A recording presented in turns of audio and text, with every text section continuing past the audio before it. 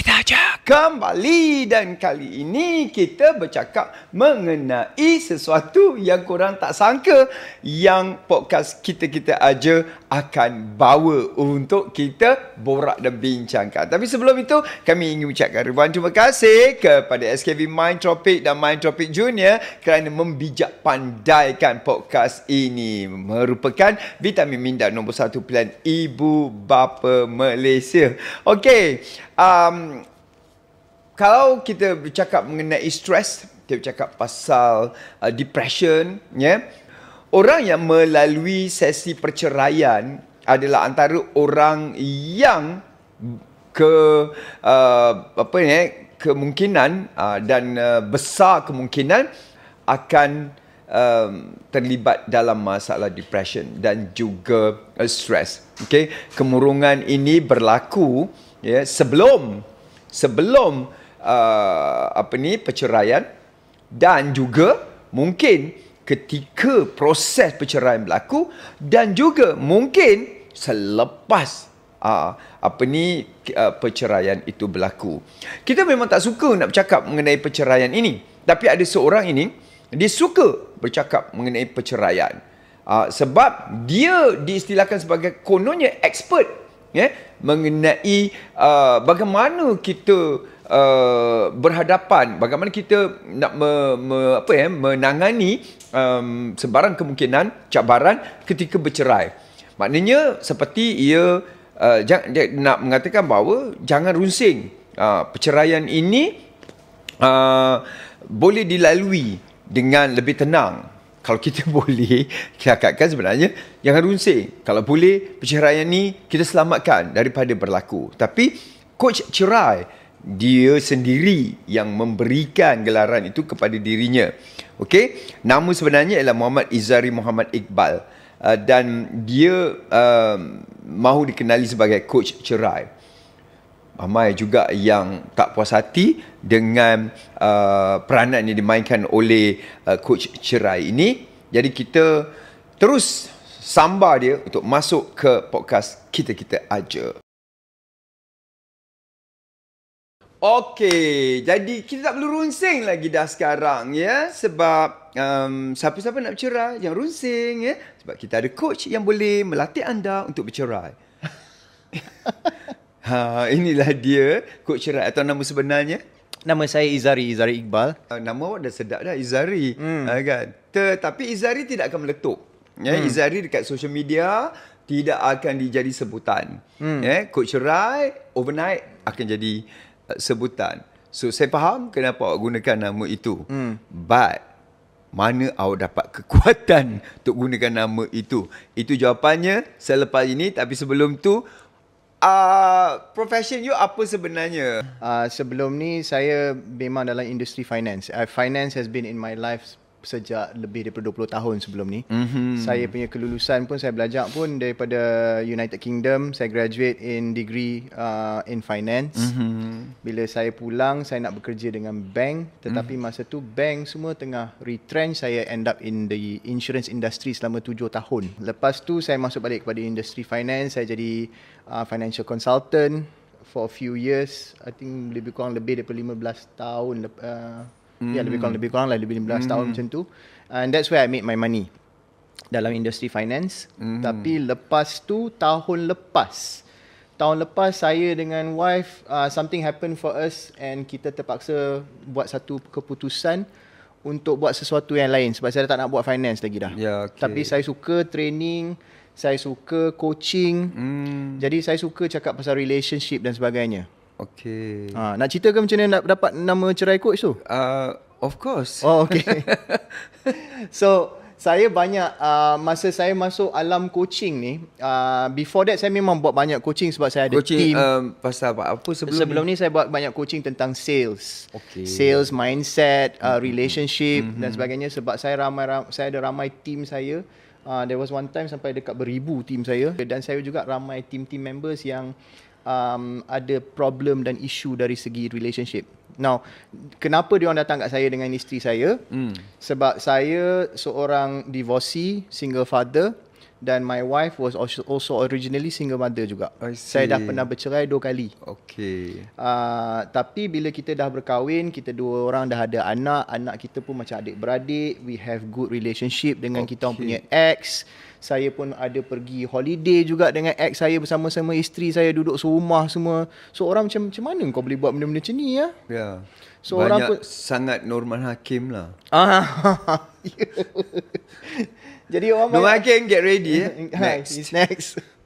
Jadi banyak orang tanya soalan ni. So kita tanya kenapa, what's your problem, why macam ni. So saya pun banyak bagi advice dengan my wife dan sebagainya. So dari situ datangnya minat menolong orang dari segi relationship. Jadi masa saya buat coaching tu, saya ada seorang kawan yang dia memang dah buat training NLP dan sebagainya. Dia bagi tahu training apa? NLP, Neuro Linguistic Programming. Saya pun ada certification for What is that? Neuro Linguistic Programming is about your mindset and how you develop your mindset to understanding your mindset to elevate yourself to the next level. You belajar kat mana? Kat AI? Oh tak. Tapi boleh sebenarnya sekarang kat AI semua. Serious? Sekarang macam-macam semua boleh belajar. Tapi so saya belajar. I took masa 10 tahun dulu saya pernah belajar. Recently tahun ni, early this year, saya upgrade, saya refresh balik again one more time. Yang itu saya buat online course daripada New Zealand. Okay. Yang itu selama 6 hari tak silap saya buat saya buat balik the whole thing again. Lagi sekali sebab the last time saya buat NLP 10 tahun yang lepas. Okay. Jadi saya buat lagi sekali. Sejak saya masuk dalam bidang coaching ni, saya buatlah benda tu.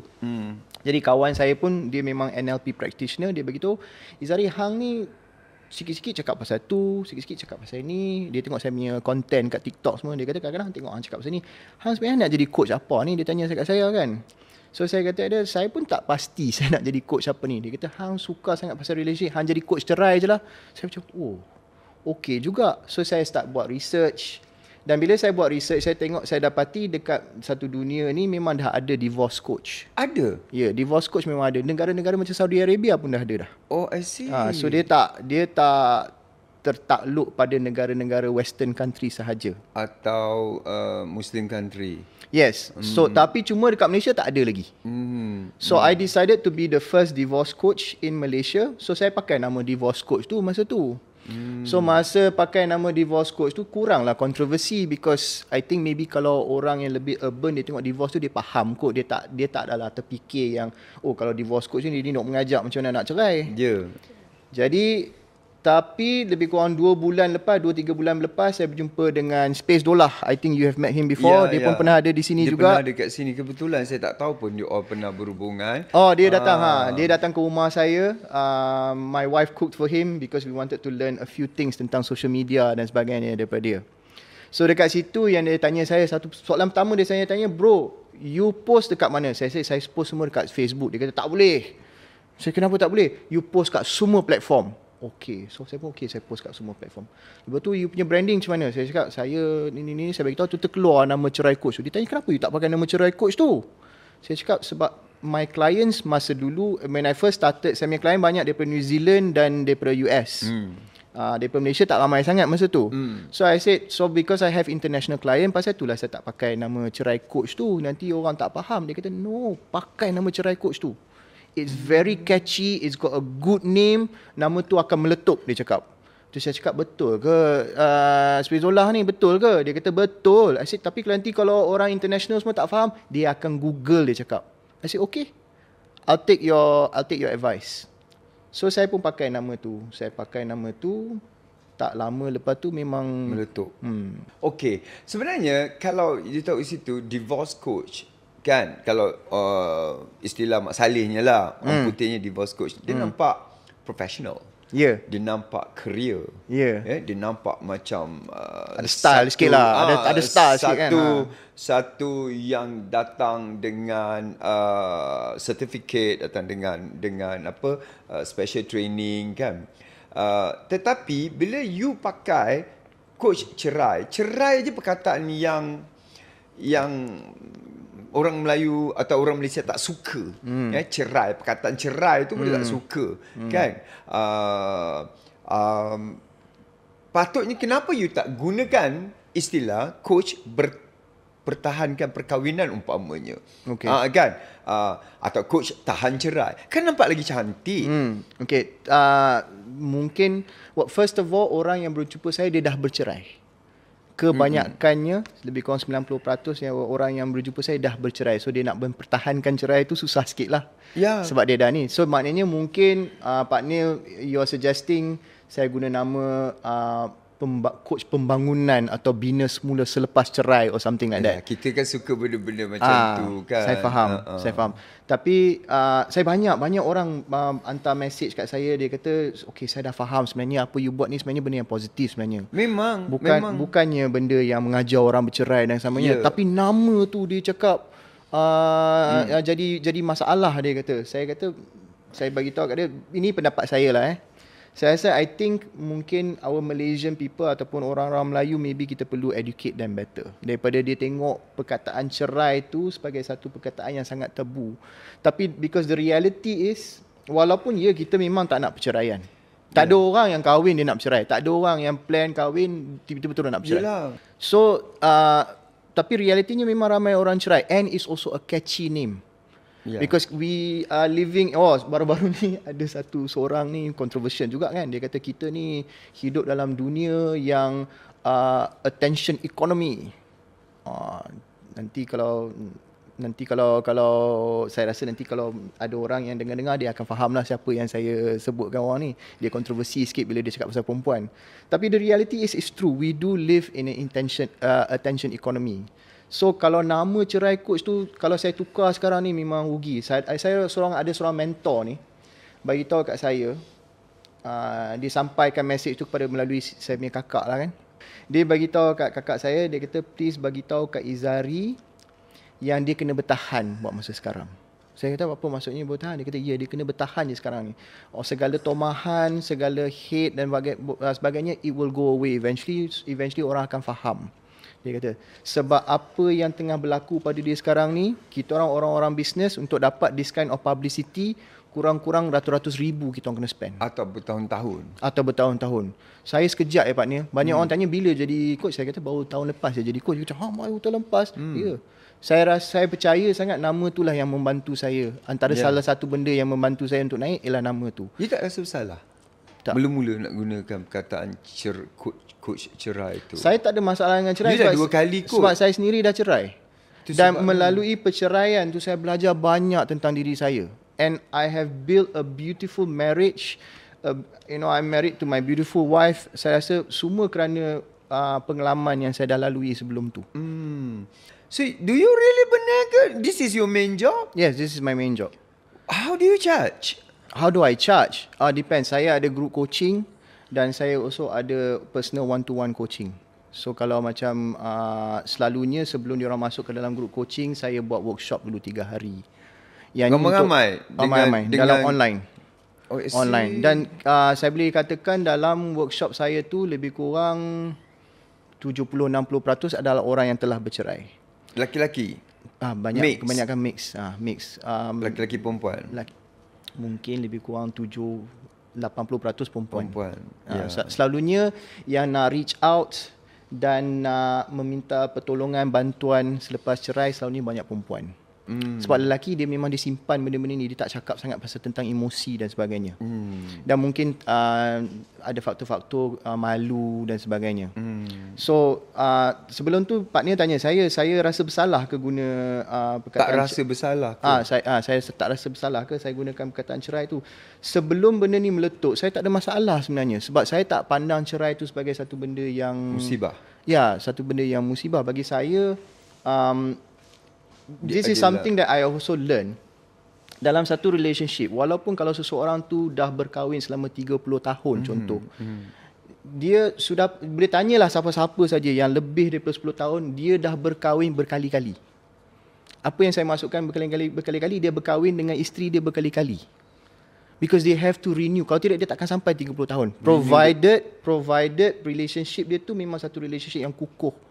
Sebab as we grow, we become a different person kan. Saya percaya Pak Nil mungkin 20 tahun lepas tak sama dengan Pak Nil hari ni. Betul. So kalau perkahwinan kita pun 20 tahun lepas, 10 tahun lepas tak sama dengan perkahwinan kita hari ni. And for us to be committed to that person, we renew the commitment setiap hari ataupun setiap tahun. Kan? Maknanya reset kan. So bila reset, perceraian tu pun satu reset. Tapi ada kalanya reset tu berlaku dengan orang lain pula.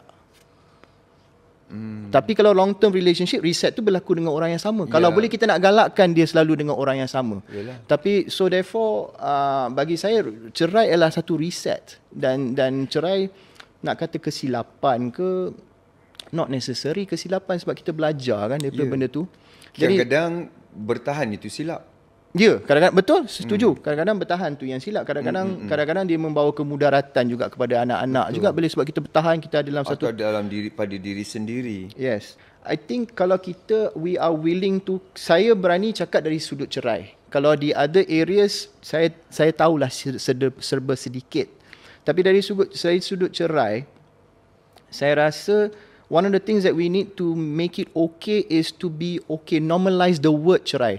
Tapi bukan kita nak meraihkan satu perceraian. Tak patutnya kita meraihkan. Kecuali kalau relationship tu toxic, lain cerita. Tapi cerai tu kalau kita vilify it, kita momok-momokkan cerai tu, itu yang membuatkan orang down, depressed selepas cerai. Sebab tu saya rasa perkataan cerai ni janganlah kita samakan dengan perkataan bunuh, perkataan jenayah. Benda-benda tu lain bagi saya. Cerai is normal. Kalau boleh, kita nak turunkan. Tetapi realitinya memang banyak perceraian yang berlaku sekarang ni. Tahun ni saja dah 53,000 daripada bulan 1 hingga bulan 9. Saya ada datanya. Statistik perceraian di Malaysia semakin meningkat. Data rasmi menunjukkan sebanyak 60,457 kes perceraian direkodkan pada tahun 2024. Ini menurut Malaysia Gazette. Terdapat purata kira-kira 121 permohonan cerai pasangan Islam sehari. Permohonan manakala pasangan bukan Islam sekitar 18 kes sehari, dengan hampir 5 permohonan cerai berlaku setiap jam. Dia dua, patut bercerai dan patut mempertahankan perkahwinan lelaki perempuan. So apakah kes yang sepatutnya dia bercerai?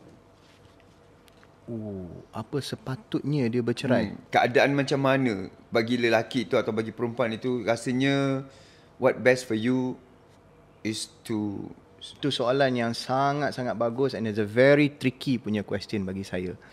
Selalunya bila orang datang berjumpa saya, ada juga kadang-kala soalan yang dia tanya ni ialah patut ke saya bercerai? Soalnya saya tak boleh jawab soalan tu. Sebab itu bukan kerja saya untuk decide for them to cerai. Satu benda yang saya nak make it very clear ialah tugas seorang divorce coach ialah untuk dia membina diri, jati diri, minda dia. So maknanya kita tolong dia bina diri dia. Dan kalau dia nak selamatkan perkahwinan dia, bukan tugas saya untuk selamatkan perkahwinan dia. Saya bagi dia bimbingan, tapi yang saya fokus ialah pembinaan diri that person tu. So selalunya kalau dia datang, dia nak berjumpa saya, dia nak mengadu pasal suami dia, dia nak mengadu pasal isteri dia. Satu benda yang saya beritahu, your wife or your husband is not in front of me. Yang datang awak, yang memerlukan pertolongan awak. Jadi saya tolong awak. And the question, soalan yang kita selalu akan tanya ialah, mungkin dia kata suami saya buat macam ni kat saya, buat macam tu kat saya. Okey, saya faham. Tapi suami awak tak ada kat sini untuk mempertahankan diri dia. Kan? Jadi itu bukan tugas saya untuk nak berbahas dengan dia. Saya punya persoalan is, how can you do better? How can you become a better person? And saya punya modul dan saya punya falsafah bila saya bagi coaching kepada orang ialah, when you become better, your situation will change. Things will be better. Dua perkara akan berlaku when you change. Better maknanya apa? Maknanya dia jadi seorang yang lebih positif. Dia fokus dia kepada benda-benda yang move forward daripada dia tengok belakang. Selalu orang-orang yang selalu macam depressed, down ni semua, dia selalu memikirkan benda-benda yang kat belakang. Saya bagi contoh, kalau kita bawa kereta, dan banyak perumpamaan yang kita boleh gunakan. Kalau contoh macam kita bawa kereta, cermin yang paling besar adalah cermin depan. Tapi rear view mirror ada juga. Tapi rearview mirror tu kecil je sebenarnya. Cermin belakang tu kecil je. So cermin belakang ni kita gunakan as reference saja. Tapi banyak orang duk tengok tu je, dia tak bergerak ke hadapan. Saya punya kerja ialah untuk dia bergerak ke hadapan. Bila dia bergerak ke hadapan, dia akan bertukar minda dia, bertukar emosi dia. Vibration dia akan naik to a different level. Jadi bila dia vibrate at a different level, kita ni semua manusia ni, we all vibrate at a certain frequency. Okay. Kan? So kalau you berada sekarang ni dalam satu perkahwinan yang tak menggembirakan, itulah perkahwinan yang paling perfect untuk you. Sebab you are vibrating at that frequency. So banyak orang rasa, oh kawanan saya ni tak elok dan sebagainya. Dia memang perfect. Kalau you nak tukar benda tu, diri you kena tukar dulu. Change yourself, you will change your marriage.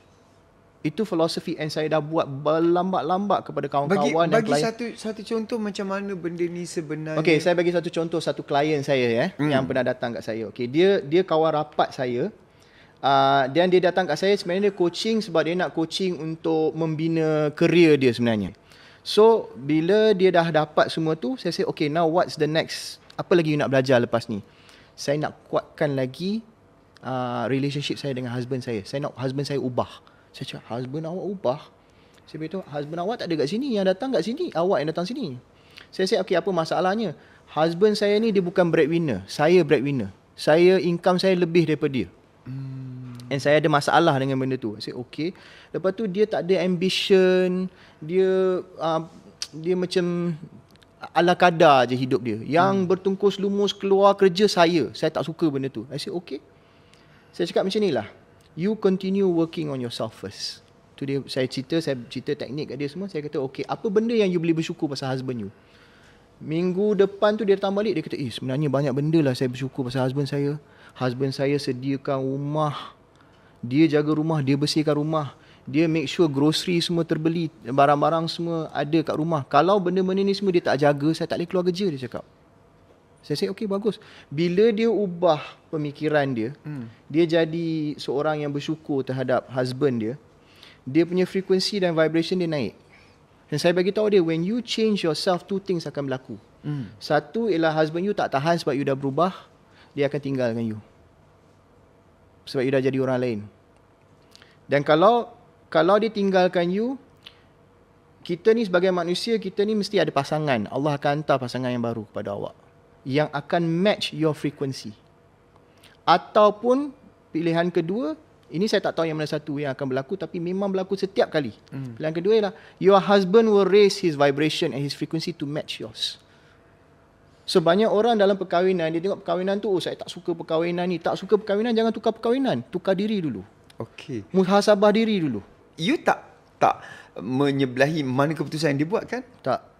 You cuma Tapi saya akan persoalankan. Saya selalu akan tanya dia soalan, is this the best decision for you? Kerja saya banyak angkat cermin bagi kat dia tengok. Dia kena cermin diri banyak. Dan selalunya saya akan betulkan bahasa dia. Bahasa dia kadang-kadang bahasa dia negatif, banyak menyalahkan, selalu salahkan suami, salahkan isteri, salahkan government, salahkan salahkan traffic. Kenapa lewat traffic? Duduk kat KL tak tahu ke ada traffic jam. So benda-benda macam tu. So whatever that you do in one particular area of your life will affect other areas of your life. Kadang-kadang kita tak perasan. Kan sebab kita ni, saya percaya how I do anything is how I do everything. Saya percaya kalau saya jumpa seseorang, saya masuk kereta dia, saya tengok kereta dia semak, saya tahu minda dia macam mana. So maknanya bagi saya, kita boleh nampak orang tu.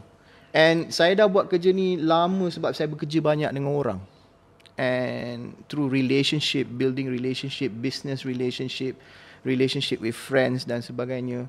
Dan saya berani cakap that if you allow me to spend time with someone for 10-20 minutes dan saya tengok dia berinteraksi suami dan isteri dan sebagainya, it's very easy to tell also whether the relationship is going to go to distance or not. It's also very easy to tell sama ada relationship tu healthy atau tak healthy.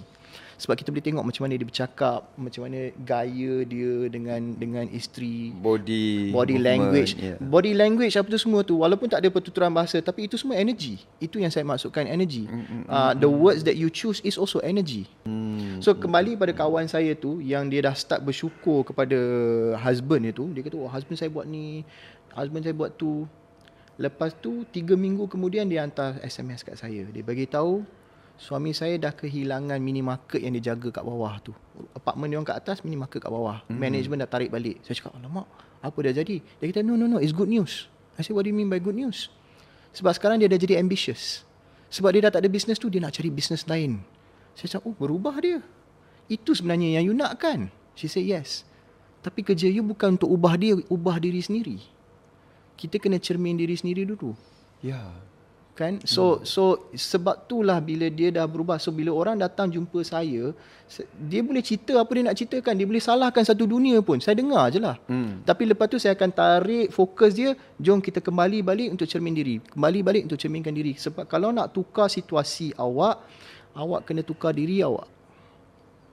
If you want to change your personal reality, you must change your personality.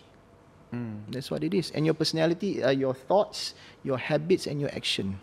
Dalam proses perceraian itu, bila you bersuara, apa your intention sebenarnya?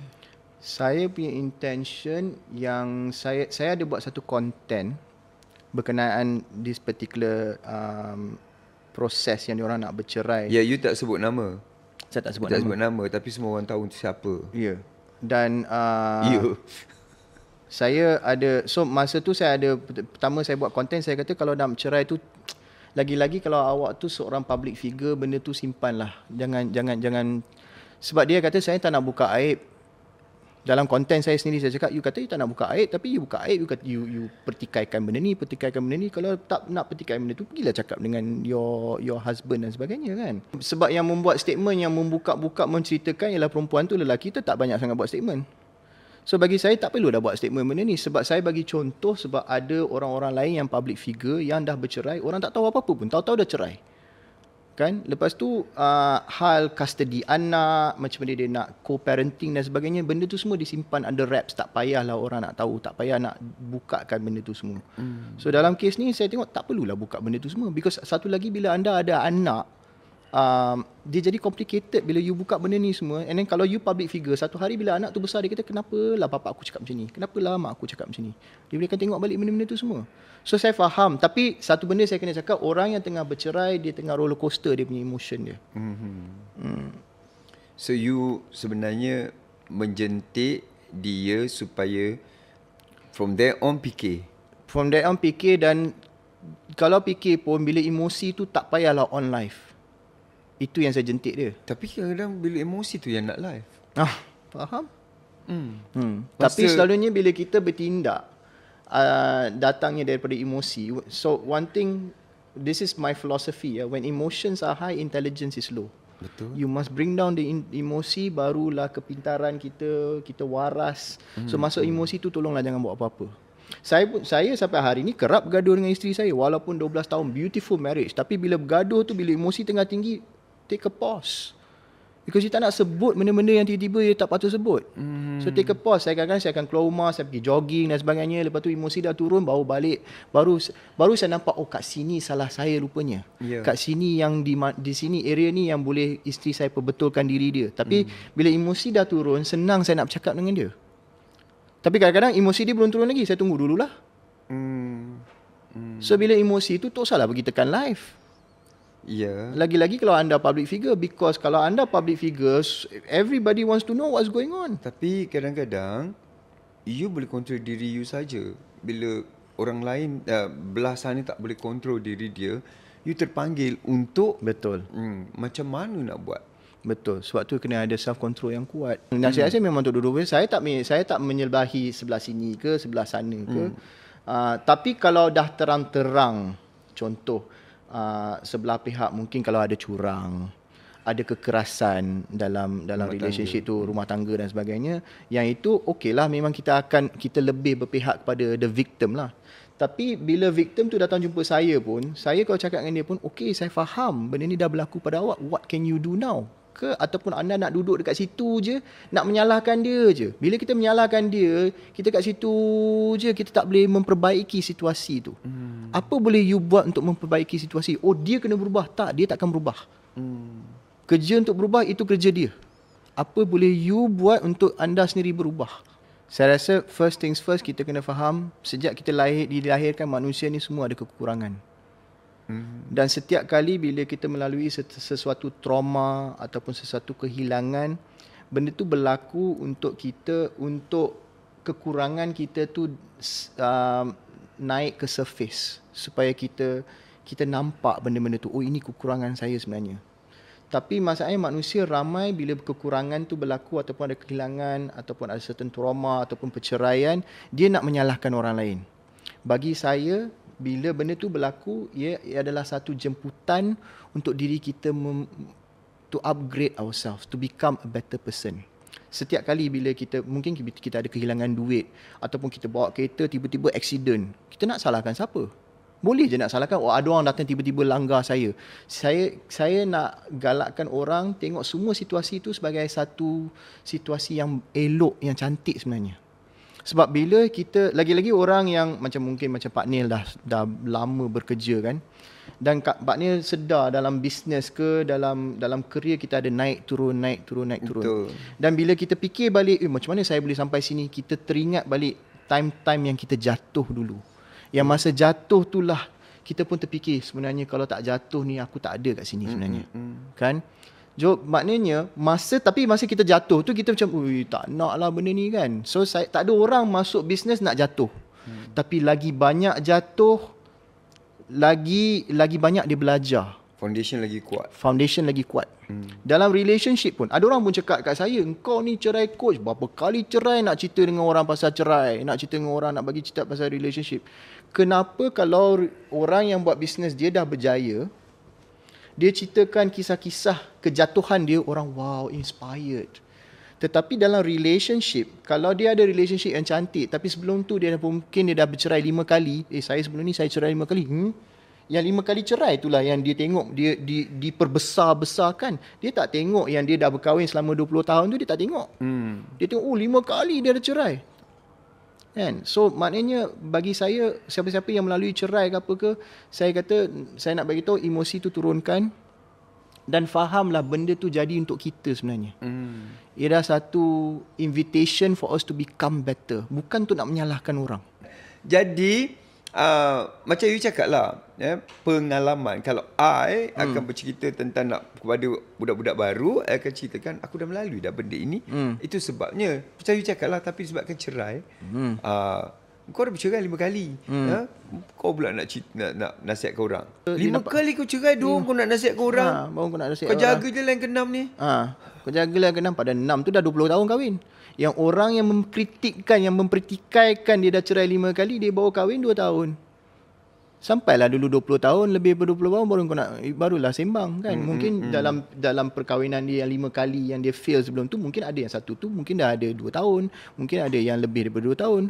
So bagi saya dia tak kira semua tu, tapi cuma bila datang bab relationship, orang akan nampak benda yang negatif.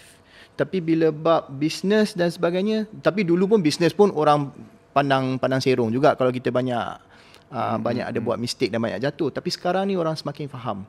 Dan saya percaya satu hari orang akan faham juga. Dan itu mungkinlah salah satu sebabnya saya takkan tukar nama cerai itu kepada cerai coach kepada divorce coach ataupun coach membangun diri dan sebagainya. Bagi saya nak normalize the word cerai. Rather than looking at it as a negative word. Dan macam mana pula selepas perceraian, apa yang awak nasihatkan ataupun macam mana awak jadi coach? Okay, so selepas perceraian, kadang-kadang ada orang datang tanya saya hal-hal tentang legal matters. Yang itu saya akan refer dia kepada lawyer. Saya cakap benda tu, itu bukan area saya. Kadang-kadang ada juga yang trauma dia tu terlalu teruk. Yang itu elok dia pergi jumpa psikiatris dan sebagainya. Because for me, saya punya kerja ialah untuk membangunkan dia selepas perceraian. Sebab orang yang lepas perceraian dia akan down. Dia akan down, dia akan menyalahkan diri dia akan menyalahkan pasangan dia sebelum tu. Lepas tu dia bingung macam mana dia nak membesarkan anak-anak dia sebab dulu buat bersama, but now you're co-parenting dan sebagainya, dynamic tu semua dia sangkut kat situ. Lepas tu macam mana saya nak buat duit? Saya punya saving banyak ni je. Sebab sebelum ni saya berkahwin, mungkin kalau perempuan, the breadwinner is probably the husband ataupun dia suri rumah. Tapi sekarang dah bercerai, saya kena cari pendapatan. So benda-benda tu lah yang saya membantu Dendam? dia. Dendam pun ada. Boleh tak? Saya bagi contoh seorang klien saya ni. Dia datang, klien ni bukan orang Melayu, one of my client who is a non-Malay. Dia datang, dia buat bisnes dengan husband dia sebelum ni. Husband dia, the business were doing very very well. Lepas tu sebelum bercerai tu, husband tu pergi buka company lain, tarik semua customer. Dia orang punya client semua from that business. Business tu sebenarnya isteri dia punya. So isteri dia marah betul, dendam, dia nak sue husband dia. Dia datang jumpa saya. Saya cakap betul, sungguh nak sue. Dia kata ya nak sue. Tapi we did some work, mindset, untuk turunkan emosi dia dan sebagainya. Lepas tu dia timbul sifat kemaafan dia tu dalam diri dia. Dendam tu dah kurang. Jadi dia ada bagi tahu kat saya, satu hari dia datang jumpa coaching dengan saya. Yang ni client one to one. Dia datang, dia kata besok saya punya court date. Saya akan pergi ke mahkamah. Itulah hari yang terakhir lah saya akan jumpa suami saya. Saya cakap okey. Saya nak pergi kat dia, saya nak peluk dia. Saya nak cakap berterima kasih dan saya nak bagi tahu kat dia, I want to wish you the best. Saya cakap betul ke? Habis dah tak nak sue dia, tak nak bawa dia pergi ke tak nak bawa dia ke court semua, tak nak lawyer. Dah saya tak nak. I want to let go. Saya cakap okey, alhamdulillah. Kalau itu you nak, saya support. Itu yang saya suka sebenarnya. Tapi sebelum tu saya tak bagi tahu dia, saya tak boleh bagi tahu dia. Sebab kadang-kadang orang tu dia nak, kita tak boleh halang dia. Dan seperti you menghasut pula. Saya menghasut dia pula kan. So saya support dia je. So kita bagi penjelasan dan sebagainya, tapi saya tak akan support benda-benda yang bagi saya kalau dia nak dendam pun bagi saya tak support benda-benda macam tu lah. Tapi cuma I hold the space for them. Because kadang-kadang dia nak lepaskan benda tu. So bila dia dah lepas semua, dia dah okey semua, 2 bulan kemudian dah ada boyfriend baru. Sebab dia ringan. Dia tak ada, betul Pak Nil. Tak ada baggage. Betul. And kebetulan boyfriend dia seorang lagi klien saya, seorang lagi pula, yang also dah tak ada baggage. Bila ada baggage, ada dendam, itu yang saya maksudkan by energy. Rezeki, relationship baru semua tak boleh masuk. Dia ibarat macam kita tutup langsir, cahaya tak boleh masuk. So bila kita dah release, tak ada dendam, ada kemaafan. Tapi tak bermaksud kalau kita release the dendam atau kemaafan, apa yang orang tu buat, kita mengiyakan dia ataupun kita kata oh benda tu apa dia betul, tak. Salah tetap salah, tapi cuma saya okey dengan kesalahan dia. Kan? So bila kita semua orang buat salah. Ya. So manusia memang buat salah pun. Okey, saya terima, tapi cuma saya dah tak nak lah dengan bersama-sama dengan dia. Kan? Tapi saya tak membenci dia. Benci tu satu sifat yang kalau kita simpan dalam hati kita, memang vibration kita memang out. Ya, dan ia boleh bercambar menjadi macam kanser. Betul. Itulah benda-benda yang saya tolong. Dan selalunya orang yang bercerai, kanser tu akan merebak. Kerja saya ialah untuk stop that cancer. Okay. Macam mana kalau tak ada servis you ni, you punya servis ni, perkhidmatan you ni, dia pergi mendapat nasihat atau coach kepada orang yang salah. Kadang-kadang dia jadi lagi negatif, dia membuatkan situasi itu lagi keruh. Contoh, so kadang-kadang dia lagi negatif, dia jadi lagi toksik, dia jadi bahan itu jadi identiti dia. Kanser tu memang hidup gila-gila dengan dia sebab kanser tu kena baja. Kena baja dengan kawan-kawan dia kan, ataupun mungkin kadang-kadang family dia. Salah satu benda yang saya selalu bagi tahu isteri saya. Kadang-kadang kita bergaduh dulu, dia akan bagi tahu apa semua. Saya kata, lepas tu dia kata, I need time from you, I need space. Dia akan keluar rumah. Saya kata okay, tapi you nak pergi mana? Itu saya kata, you jangan pergi kawan, you jangan pergi to your family. You pergilah jumpa my sister. You pergi kat my sister, you maki hamun lah gila-gila sebab dia kakak saya. Sebab kakak saya, dia akan duduk, dia akan dengar dan sebagainya, tapi at the end of the day, dia tak boleh sebab dia tahu saya adik. Tapi kalau isteri saya pergi jumpa family dia ataupun pergi jumpa kawan dia, cerita semua, Lepas tu bila isteri saya kembali kepada saya, dia dah okey, tapi kawan dia tak okey dengan saya. Pandangan dia, awak sendiri tahu pula dan awak pun tak baik dengan dia. Ya, jadi saya pun dah tak okey dengan dia, saya tak okey dengan family isteri saya. Tapi kalau dia pergi kat kakak saya tak okey, dia tak boleh buat apa sebab saya tetap adik dia. Dan kakak saya dibesarkan dengan saya. Dia tahu perangai saya macam mana. Dia faham. Kan? So itu salah satu benda yang saya bagi tahu, selalunya kalau bergaduh janganlah pergi balik kepada your family until you betul-betul dah keruh sangat-sangat, ataupun get a third party advice yang tak ada kena-mengena dengan relationship tu. So for me, saya tahu kakak saya tak bias sebab dia kenal, dia tahu perangai-perangai buruk saya, sebab tu saya suruh isteri saya pergi jumpa. Tapi kalau tak ada situasi tu, cari orang yang tak bias. Dan selalunya kalau bergaduh, kalau pergi cakap dengan kawan, kawan tu akan timbul benci kepada your partner. Lepas tu bila you kembali kepada partner, dia tak akan doakan yang elok-elok untuk you. Sebab you dah buka semua, dia dah bagi cerita semua kat dia. So cari parti yang kalau boleh yang tak ada kena-mengena langsung. Itu selalu yang bagi saya satu benda yang lebih elok lah. Kebanyakan daripada klien you yang you nasihatkan, yang datang dekat you, lepas tu misal kata dia datang, wife dia datang, ex-husband dia tak datang? Selalunya kalau kita bergaduh ke atau bercerai ke, bagi saya janganlah fokus sangat kepada your ex. Focus on yourself. Banyak saya pernah jumpa ibu-ibu tunggal yang kata, oh saya risau sebab bapak dia perangai macam ni dan sebagainya. Bapak dia narsis lah, macam tu lah, ini semua. Saya risaukan anak saya. Saya kata, okey, saya faham. Tapi jangan risaukan pasal tu. Just focus on yourself. Naikkan diri anda sendiri. Because if you focus on your ex, apa boleh you buat? You tak boleh buat apa-apa. You tak boleh control. You tak boleh control benda tu kan.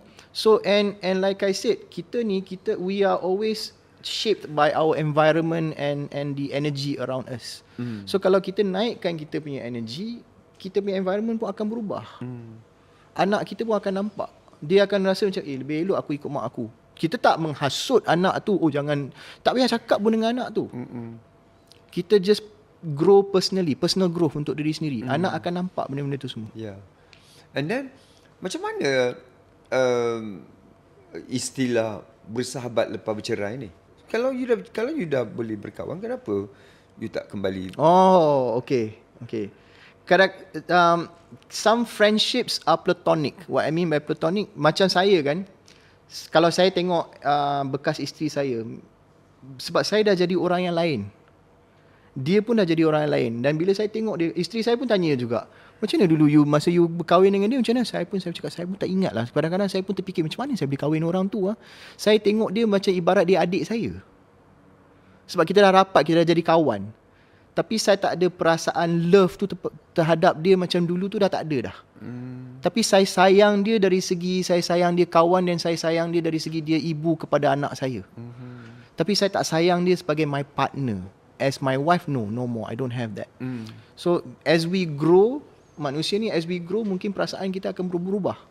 So bagi saya, it's possible for you to be friends, but saya pun tertanya-tanya juga, dah kalau kawan-kawan, kenapa kau tak get back together? Macam in my case, saya dah berkahwin lain, dia pun dah berkahwin lain. Tapi kalau belum kahwin lagi, ada juga macam tu. Tapi cuma they are not compatible, not meant to be together as husband and wife, ataupun dia tak compatible sebagai husband and wife. But they're good co-parents, then they're good friends. So continue as that. Dan kita tak boleh persoalkan kan? Itu betul. Adalah destination dia kan? Macam tu. Dan macam mana you nak dapat, kalau you bersedia untuk bersahabat, tapi macam mana you nak dapatkan, you untung kalau you dapat your ex yang mempunyai pendapat yang sama, yang nak bersahabat. Ada juga ex yang tak nak. Saya ada juga yang saya ada juga bekerja dengan yang dah bercerai. Dia kata, saya okey je kalau nak berkawan dengan dia. Dia yang tak nak, dia bitter. Dia bitter, tak apalah, tak boleh buat apalah. Tapi you continue showing up, you continue jadi orang yang baik, and adakan ruang tu untuk dia terima satu hari. Dan terus memberi ruang untuk mengharapkan dia akan bertukar lah. Ya. Dah kadang-kadang ada orang tu rasa macam tak nak lagi dah. Tapi bila kita mengharapkan seseorang tu berubah tu, janganlah kita duduk je situ tunggu untuk dia berubah. Kita continue lah with our life, tapi ruang tu kita tinggalkan untuk dia berubah. Kita continue with our life. Dan lagi satu, takutnya ialah kita dah move on, kita dah bersedia untuk bersahabat, tetapi vengeance dekat dia masih lagi kuat, kan, penuh dengan apa, toxic, dia toxicated kan anak, kan, dan benda itu bersarang lama. Betul. Kan, so but that shouldn't be a factor for you not to change. Yes. Tapi here's the thing, Pak Neil, tak semua orang nak change. Untuk saya, bila seseorang datang jumpa saya, tu yang saya kata, banyak tanya saya soalan, what should I do, what should I do? What you should do is not the first question to ask. What do you want is the first question. The second question is, why do you want it? Sebab bila dia tahu apa dia nak dan kenapa dia nak, baru dia ada motivasi untuk berubah. Selagi kita tak dapat daripada dia, kita tak korek daripada dia apa yang dia nak, maknanya kita kena bagi dia satu seperti satu kiblat untuk dia fokus on. Baru dia nak berubah, baru dia nak bergerak. Contohnya kalau saya bagi kunci kereta kat seseorang, saya kata, okey, pergilah. Pergi mana? Kan? Oh, pergi mana? Dia tak ada direction, motivasi untuk direction, ataupun tak ada motivasi untuk berubah tempat. Ya, berubah tempat ke mana? Sebab tu orang tak nak berubah. Sebab banyak orang di dunia ni dia tak tahu apa dia nak sebenarnya. So your role? My buka role, option. Apa dia? Buka the option. Role saya duduk dengan dia, tanya dia apa dia nak. And saya selalu start saya punya coaching program lepas kita dah buat healing, dan dia dah lepas dendam dan sebagainya apa semua. Lepas tu kita akan buka goal setting. Kita akan buat goal apa you nak. Bila dia ada goal, dia ada matlamat, dia ada visi, senang untuk kita minta dia berubah. Ya, dia nampak perancangan itu dalam perspektif yang betul. Ya, ada macam-macam perspektif. Betul. Kan? Ya. Rather than Betul. setan ni kata ini, setan kata itu. Kan? Jadi dia banyak bermain dengan itu yang menyebabkan halusinasi, bercakap dengan diri sendiri. Betul, Pak Nil. Dan nak bunuh. Aku nampak ini, pergi simbah asid kat dia, kat dia. Ya, kadang-kadang setan tu bukan orang yang hasut kita, setan tu dalam minda kita sendiri, kan? Jika Betul. terlalu depressed, dia akan bawa kepada halusinasi lah. Betul, hallucination, kan? betul Pak Nil. Ya. And baru-baru ni pun keluar statistics, YB Hanayo keluarkan statistik, dia kata, can I mention suicide rate as well? Boleh. So apparently out of 5 suicide, 4 is men. Only 1 out of 5 is women. Maknanya 80% daripada suicide is actually men. Men do not open up. Now, saya nak cakap sekarang ni based on divorce, ataupun melalui trauma dan sebagainya. Men generally don't open up, they don't communicate, dan ni sebab tu saya punya klien 90% adalah wanita. Lelaki, saya pernah juga reach out to kawan-kawan ataupun kenalan saya, pernah bagi tahu, dia baru cerai, why don't you reach out to him? Saya pun try reach out. Dia orang tak nak cakap pasal benda tu, macho. Dia orang nak macho, dia orang tak nak ni, dia orang tak akan, dia kawan mungkin ada ramai, tapi dia tak akan buka tentang hal-hal emosi ni dan sebagainya. So men are the ones who are suffering in silence more than women. Kadang-kadang kita tengok, kesian perempuan tu dan sebagainya, kesian juga kat lelaki juga. Dan lelaki tak nak reach out because mungkin ada stigma, malu. Dan juga perkataan cerai tu, dulu saya tak boleh terima perkataan cerai tu. Saya tak nak cerai. Saya tak boleh terima. Bila saya nak masuk perceraian saya yang kedua, saya depressed. Saya betul-betul depressed. Saya fikir, manusia apa yang cerai 2 kali ni? Dan saya malu nak jumpa orang, ada stigma dan sebagainya. So benda-benda tu yang membuatkan, saya rasa sebab itulah saya sangat passionate buat kerja ni. Macam mana kita nak mendekati diorang yang pendam kesengsaraan dalam perhubungan, dalam rumah tangga? Okay, number one is diorang sendiri kena datang lah. Tapi kita as a society, we can create awareness. Dan seperti contoh macam baru-baru ni statistik dikeluarkan tentang statistik perceraian, statistik tentang depression dan sebagainya. Bila kita create this kind of awareness, orang akan rasa macam, saya bukan seorang-seorang lah benda ni, orang lain juga melalui benda ni, I think I should open up dan sebagainya. So benda-benda ni, dan Juga kita sebagai society, kita jangan memalu-malukan orang yang bercerai ataupun kita kritik, kita suka nak komen, nak jadi nerakatizen dan sebagainya. Saya rasa benda-benda tu tak membantu langsung. Tapi benda tu macam mana kita nak control? Manusia memang macam tu kan. Tapi kalau kita betul-betul benar-benar nak tolong kita punya society, then we must allow people to open up. We must give the space. Number one is dia nak kena open up. Tapi sebelum dia can open up, kita ada ke tak bagi ruang tu? Kan awareness tu ada ke tidak? Dan sebagainya. So itulah dia. Saya rasa that's one of the things. Kita kena ubah lah benda tu sebagai dari segi society. Bukan ke kalau nak kahwin yang Muslim ada khusus perkahwinan. Bukan ke ini sepatutnya menjadi core? Betul Pak Nil. Saya sekarang ada buat collaboration dengan satu company ni yang nama dia My Sakinah. Dia memang buat bimbingan dari segi perkahwinan dan sebagainya.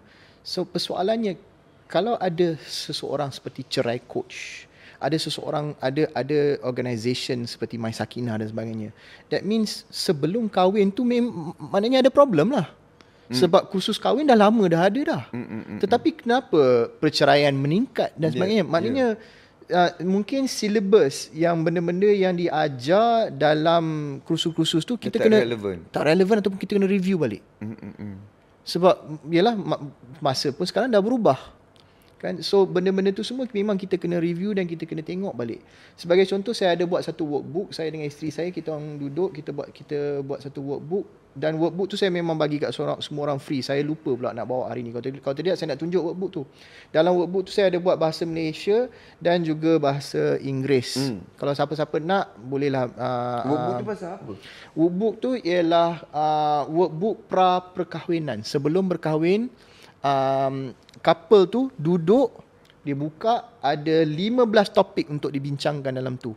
Tentang keuangan, tentang berapa anak, nanti raya nak bagi mana. Checklist lah tu? Checklist. Dia bukan sekat checklist tapi discussion. Ada checklist dan ada discussion dalam tu, dalam workbook tu. So maknanya kita nak tahu juga, kadang-kadang bila kita tukar, I love you, you love me, jom kita kahwin. Tapi lepas dah kahwin macam mana? So benda-benda tu dibincangkan ke tidak? Selalunya orang-orang muda ni, lagi-lagi kalau dalam 20-an dan sebagainya, bila dia berkahwin, cerita dia apa? Kat mana kita nak kahwin? Berapa bajet untuk wedding kita? Kita nak pergi jumpa each other's family, tengok okey ke tak? Tahu. Tapi lepas berkahwin tu macam mana? Apa matlamat? What's your goal? Where do you want to grow? Dan benda-benda tu tak discuss. So saya rasa benda-benda macam tu patut juga dimasukkan dalam kursus kahwin. Kursus kahwin saya dah lama dah, many years ago. Tapi saya dengar-dengar daripada rakan-rakan yang join kursus kahwin, dia orang kata memang energy memang boring je. Energy akan naik bila diceritakan pasal malam Jumaat. Itu je.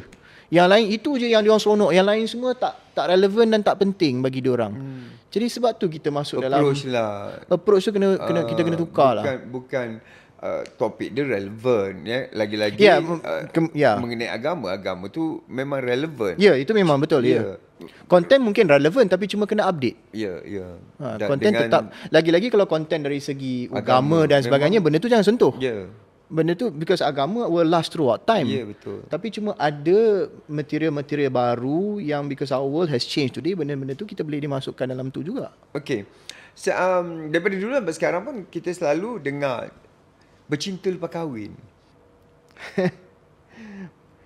Bagi saya, itu possible sebenarnya. Kalau dia kata tak apa, saya kahwin dulu, kita semai lepas tu, okey. Tetapi apa tujuan dia get into the marriage? Dia dah kenal ke tak orang tu? Mungkin orang tu tak serasi.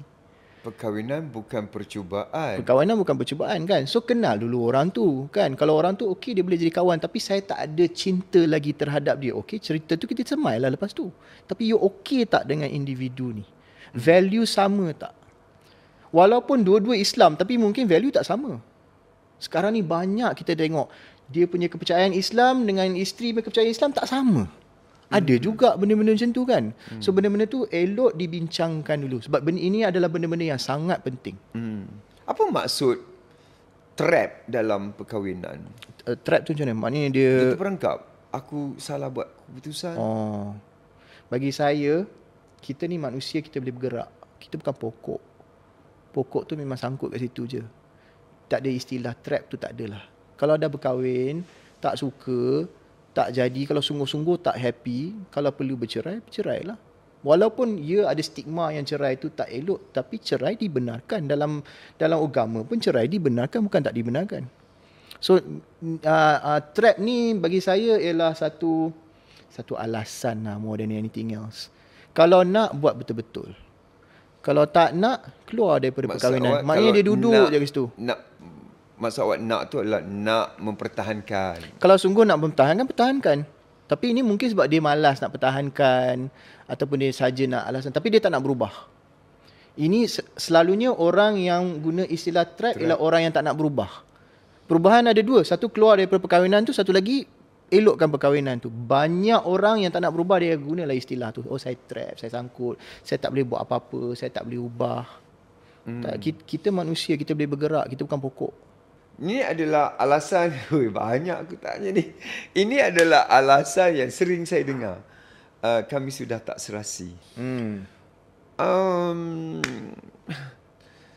Terlalu senang aja perkataan tu. Adakah ia sebenarnya senang? Okay, so dia ada dua. Satu ialah dia guna benda tu sebab dia nak cepatkan. Dia tak nak jawab kat media lah. Okay. So maknanya dia guna benda tu sebagai satu alasan yang mudah je lah. Sebab dia tak nak bagi tahu details. Bagi saya setuju sangat lah kalau guna benda tu. Because mungkin ada real problem dalam marriage dia, dan tak payahlah media tu nak korek lebih-lebihan, dia bagi je jawapan tu. Tapi kalau tak ada kena-mengena dengan media, dia main kata je, oh tak serasi dan sebagainya. Persoalan, saya rasa the main issue here bila tak serasi is because you've not been growing together. Because kita manusia, kita akan berubah. Kan? So kalau tak serasi, maknanya kita perubahan tu tak sehaluan. Dalam semua marriage, dia kena ada satu haluan. So saya bagi contoh, macam I'm a strong believer kalau kita masuk dalam satu marriage, dalam satu perkahwinan, kita kena sentiasa ada projek bersama. Isteri pergi bekerja, suami pergi bekerja, itu projek masing-masing. Tapi bila datang balik, duit tu mungkin kalau kita bawa duit tu together, apa kita nak buat dengan duit tu? Kita nak pergi holiday ke dan sebagainya. So bila seseorang berkahwin, projek pertama dia usually ialah mungkin untuk merisik, jumpa family dan sebagainya. Itu projek, kita kena plan semua tu. Lepas tu dah settle, okay, apa projek seterusnya? Berkahwin. Okay, lepas dah berkahwin, apa projek seterusnya? Oh, mungkin kita nak beli rumah. Itu ada projek. Lepas ada projek dia, apa projek seterusnya? Kita nak ada anak. Okay, lepas dah ada anak, lepas tu projek bersama lagi anak kedua. Mungkin anak kedua. Tapi lepas tu, so dalam semua perkahwinan atau apa-apa relationship, growth equals to happiness. Kalau nak happy, kena ada growth. Kalau macam pokok tu kita tak siram, lama-lama mati juga pokok tu. So sama juga dengan perkahwinan. Itu kesilapan besar saya masa perkahwinan saya yang pertama. Saya kahwin masa tu umur muda, umur 21 tahun. Saya berkahwin. Saya lupa nak siram pokok. Take for granted lah. Take for granted. Sebab itulah lama-lama tak serasi. My wife felt that this is not the life that I want. Saya pun terkejut. Saya macam, apa tengah jadi ni? Tapi by that time dah terlalu lambat. So you have to grow. You have to grow individually and you have to grow together. So tak serasi tu, saya rasa itu antara one of the biggest problem in relationship. Ada yang sampai cerai. Tapi ramai yang just stay in the marriage, tapi sebenarnya dia tak serasi. Sampai duduk bilik berasingan pun ada juga. Tapi tak bercerai.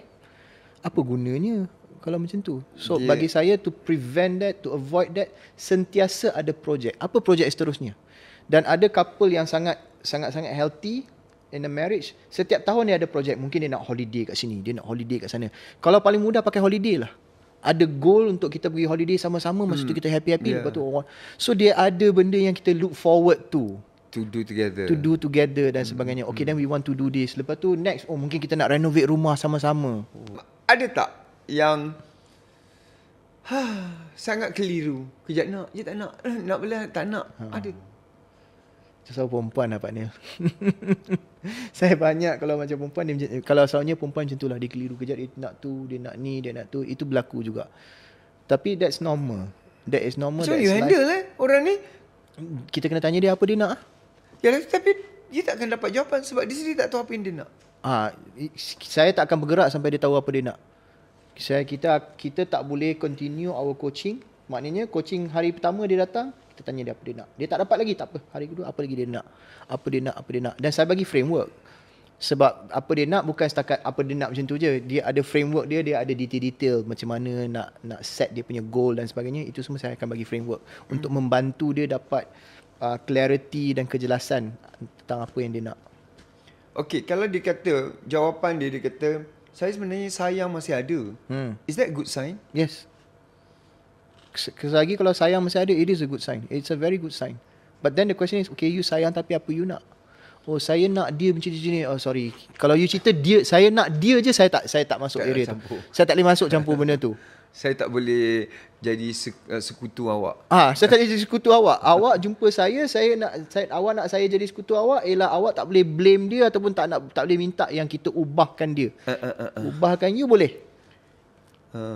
Okay, apa yang awak nak berubah? Kalau sayang bagus. So apa perubahan yang boleh dibuat? Saya sayang pada dia, tapi dia tak berubah. Saya dah banyak kali dah bagi peluang pada dia. Patut tak awak cakap no? Sebab daripada apa yang awak cakap tadi, no, bukan bagi peluang pada dia. Patutnya awak bagi peluang pada diri awak. Betul. Do you want to stay in the marriage or do you want to move on? Kalau nak move on, then get out of the marriage. If you want to stay in the marriage, then do something different. Sebab Einstein katakan, the definition of insanity, kegilaan ialah buat benda yang sama setiap kali tapi nak result yang lain, nak result yang berbeza, doing the same thing again and again and again and expecting a different result. Saya bagi dia peluang banyak kali, itu kerja gila namanya. Sebab dia tak akan berubah. Apa awak boleh buat untuk berubah? Dan bagi peluang kat dia. Okey, dah bagi peluang kat dia, dah tak boleh. Okey, sekarang cuba bagi peluang kat diri saya pula. Macam Pak Nis sebut tadi. Bila bagi peluang kat diri awak, okey, apa awak nak sekarang ni? Oh, saya nak dia berubah. Tak, dia takkan berubah. Awak nak apa? Okey, now we list down. Apa kebaikan dia? Bila dia list kebaikan, okey, apa keburukan dia? Okey, yang keburukan dia buang. Kita tengok ni je.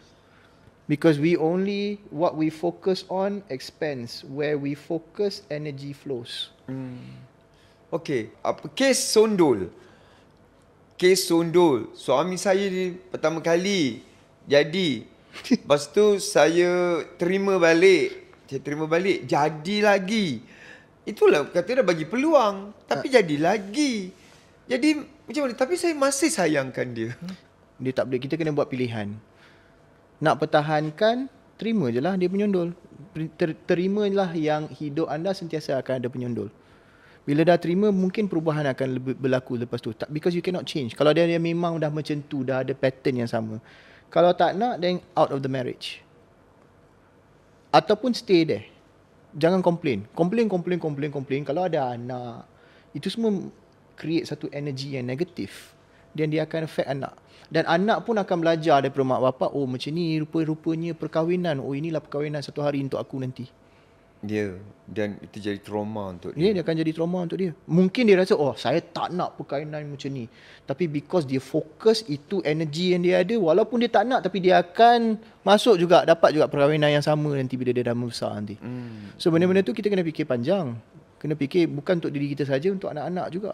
Orang kata bodoh, kau ni bodoh. Kau ni bodoh, kau biarkan suami kau buat benda ini. Betul ke dia bodoh? Bagi saya, kita orang tak ada hak nak panggil orang tu bodoh ke apa ke. Bagi saya, kita tak ada hak. Because when you're not in that person's shoe, you cannot label kata bodoh whatever. Lagi-lagi kalau kita kata bodoh, saya percaya lah kalau kita kata bodoh, tunggulah 2-3 bulan. Kemungkinan kita ada dalam situasi tu. Baru kita rasa kau bodoh ke tidak. Kan? So janganlah panggil orang tu bodoh. Apa yang kita boleh membantu ialah kita tanya dia, apa sebenarnya yang you nak? Apa yang you nak? Kita tukar fokus dia. Berapa ramai daripada klien you yang datang yang dalam fasa nak bercerai yang you dapat selamatkan? Berapa ramai? Kurang daripada 10 kes ada. Tapi bukan saya yang selamatkan. Diorang sendiri yang selamatkan. Betul lah. Diorang sendiri lah. Tapi maknanya terselamat lah. Perkahwinan diorang terselamat. Kalau you not in the picture, mungkin ada. Saya ada satu yang ini lagi best. Masa ni dia jadi semasa 3 hari workshop. Masa tu sebelum tu hari ni saya buat workshop 3 hari. Masa saya baru start awal tahun, saya buat 5 hari. Workshop saya 5 hari. Sekarang saya dah kurangkan jadi 3 hari. So dalam workshop 5 hari tu, ada seorang tu dia nak masuk. Dia tanya saya, Izari, saya belum lagi bercerai. Boleh ke saya masuk workshop awak? Sebab workshop awak ni adalah untuk orang-orang yang telah bercerai. Saya tak semestinya. Workshop saya, walaupun saya panggil workshop selepas bercerai, tapi ia untuk membina diri. Dia kata, okey, saya nak masuk. So dia masuk. Lepas tu dia nak masuk, dia kata sebab, dan dia kata, tapi saya punya perceraian akan berlangsung 6 hari lagi. Maknanya hari 5 hari dia attend, the next day tu terus pergi fast track. Cerai fast track dekat court. Dia dah setuju dah dengan husband dia. So dia masuk hari pertama, hari kedua. Setiap hari saya punya sesi dia lebih kurang 1.5 jam dengan diorang. Saya buat waktu malam on Zoom. Dia masuk hari pertama, hari kedua, hari ketiga. Hari keempat dia share dalam kelas tu. Dan dia beritahu, semalam saya duduk dengan suami saya, kita dah buat keputusan, kita orang cancel, kita orang tak nak divorce. Kita orang tak akan pergi ke mahkamah. Sebenarnya dia yang nak sangat bercerai tu. So dia duduk dengan suami dia, tapi suami dia pun setujulah untuk lepaskan dia. Tapi dia duduk dengan suami dia, dia kata this is what I learn, dia ceritakan apa dia belajar dan sebagainya. Dia kata saya dah cermin diri dan saya rasa kita tak patut buang perkahwinan kita ni. Banyak value lagi dalam perkahwinan kita ni. We should not give up. So dia decide we're gonna work on it. Sampai sekarang masih ada. In fact, you can even see dalam Facebook saya sendiri pun dia tulis testimoni. Masa saya kena tomahan daripada orang kata saya mengajar orang bercerai dan sebagainya, dialah orang yang pertama keluar. Dia beritahu saya memang student kepada cerai coach. Saya lah salah seorang testimoni yang memang saya dah nak bercerai dah. Tapi kerana saya pergi kepada workshop dia pada hari saya tak jadi. Saya selamatkan dan sampai sekarang masih selamat lagi perkahwinan saya. Kalau nak tengok boleh nampak dekat Facebook saya memang ada. Dia sendiri buat testimoni tu. Alhamdulillah lah bagi saya memang berbesar hati bila saya tengok benda tu. Wow. Bila saya dapat benda-benda result macam tu, bila orang happy, itu yang membuat saya happy. Betul, saya bagi tahu kat dia orang, every time they come for coaching, saya duduk dan saya percaya benda-benda yang keluar daripada mulut saya, yang saya ajar dia orang semua tu, saya rasa bukan datang daripada saya. Saya rasa ada kuasa yang lebih hebat membantu. Dan bila saya share dengan orang, saya sendiri pun cakap, aku pun belajar lah daripada benda-benda yang keluar daripada mulut aku sendiri ni. And so setiap kali bila dia orang datang, saya punya energi naik. Sebab bila dia orang balik, dia orang pun rasa semangat. Saya pun rasa semangat. Sebab tu saya suka betul-betul kerja ni. Sepatutnya dua-dua pergi kan? Seelok-eloknya ya, tapi tak dua-dua nak datang. Ego lah. Ego tu mesti ada. Kalau ego tak ada, mungkin marriage tu tak ada problem. Kan selalunya bila dah jadi macam tu, kadang-kadang ada juga yang ajak suami dia mati-mati, suami dia tak nak datang. Ada yang ajak isteri mati-mati tak nak datang. Dia kata kenapa kita kena cerita kat orang pula pasal masalah kita dan sebagainya. Dia ada stigma macam tu. Tak boleh buat apa lah. Ya. Okay. Wow, banyak juga cover dengan you kan. 1.5 jam dah kita berborak. Oh, really? 1.5 jam dah kita Pak ni berborak. punya soalan-soalan semua juicy ya. Ni first things first, ini adalah proses. They don't change overnight. Kalau dia dah murung punya lama tu, dia tak boleh berubah macam tu. Tapi ada juga situasi yang kita mungkin memang tak dapat tolong dia. Kalau dia tak nak berubah, kita tak boleh buat apa-apa. Kalau kita nak sangat dia berubah macam mana pun. Saya ada bukan tak ada, banyak kes yang macam tu. Saya macam sayangnya orang ni orang baik. Dia memang hebatlah orang dia. Tapi dia nak duduk kat situ je. Dia tak nak berubah. Kita tak boleh nak benda tu lebih daripada dia. Itu satu. Satu lagi, macam saya cakap lah, dia adalah satu proses. Dan another technique is kadang-kadang bila kita cakap dengan dia minda. Kadang-kadang kita tak boleh tukar minda dia. Bukan benda yang pertama kita kena tukar, ialah mungkin kita kena tukar fiziologi dia.